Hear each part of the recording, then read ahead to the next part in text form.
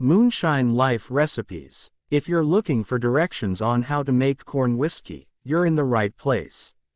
The following is a detailed recipe for corn whiskey. If you like it, be sure to check out our other articles on how to make moonlight. First, making mashed corn whiskey is quite simple. You could get along with less, but having the following basic equipment will make it that much easier. You will need a large pot to crush, a must cooler to cool liquid, a brewing thermometer, gauze, a plastic funnel and a spare plastic bucket for aeration. Ingredients. As for the ingredients, you will need the following. 8.5 pounds. Crushed corn, sometimes called flaked corn. 2 pounds. Crushed malted barley. 6.5 gallons of water. 1 packet of bread yeast, Fleischmann's Active Dry works well.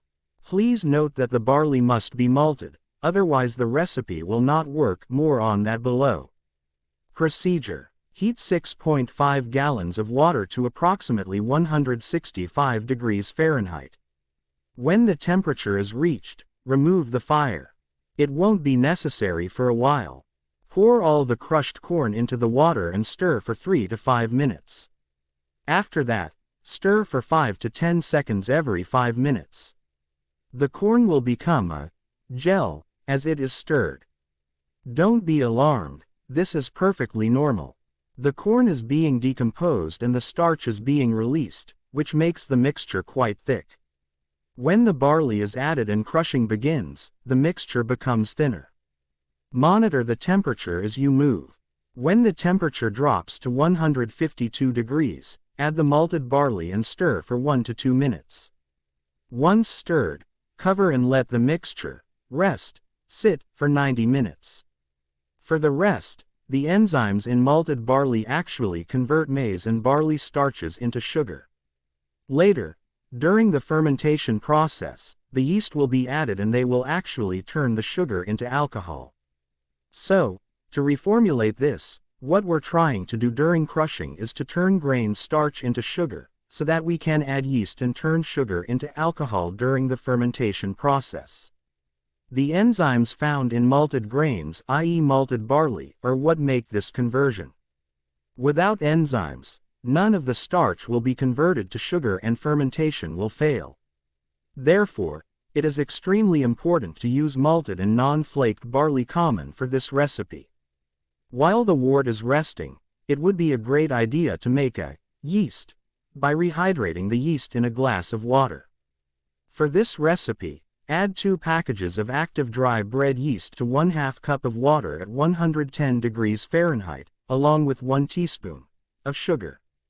Completing this step allows you to check that the yeast is good. A yeast cake will form and expand on the water if it is working. This step also allows the yeast to obtain an advance. Once added to the puree, the yeast can start rapid fermentation immediately. This reduces the chances of contamination of the wort by bacteria from the environment. After 90 minutes of rest, the puree will need to be cooled to a suitable temperature to add yeast. This is usually around 70 degrees. Use an immersion chiller to quickly cool the wort or simply let it rest for several hours.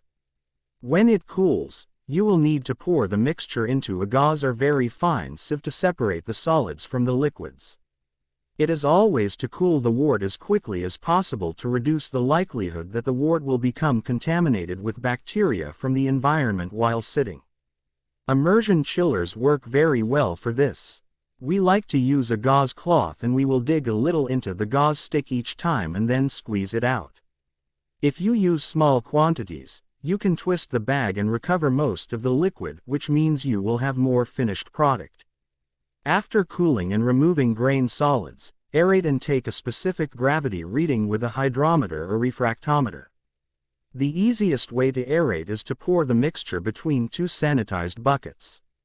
If you see foam and bubbles forming when you do this, you are doing it right.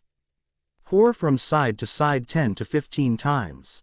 Take a specific gravity reading by filling a test tube and using a hydrometer or dropping it a little on a refractometer collection plate. Aeration is extremely important. Yeast needs oxygen to survive. Without aeration, fermentation can fail and the yeast will do nothing. Aerate. The specific gravity reading is used to determine the potential initial alcohol. Basically, it allows you to determine how much alcohol will be in the wash if everything goes well during fermentation. After fermentation, another reading will be made to determine the actual alcohol content of the wash. Both readings are required to calculate this number. After aerating and taking a specific gravity reading, add the entire yeast content to the yeast. Finally, transfer your wort to the fermentation vessel. We use 2 small packages of bread yeast for 5 gallons of puree. Our favorite fermentation vessel is a 6.5-gallon glass bottle. The last step in the grinding process is fermentation. After the must is transferred to the fermenter, seal with an air chamber and let it rest for at least 1 week and up to 3 weeks. If it's still bubbling, it's still fermenting. Leave him alone until he doesn't see any bubbles. We made our own inner tube using a rubber stopper, a clear plastic hose and some clips. Wrap the hose a few times and add some disinfectant solution so that the bottom of some of the loops is full, forcing air out while not allowing air to enter. Enjoy. Cheers.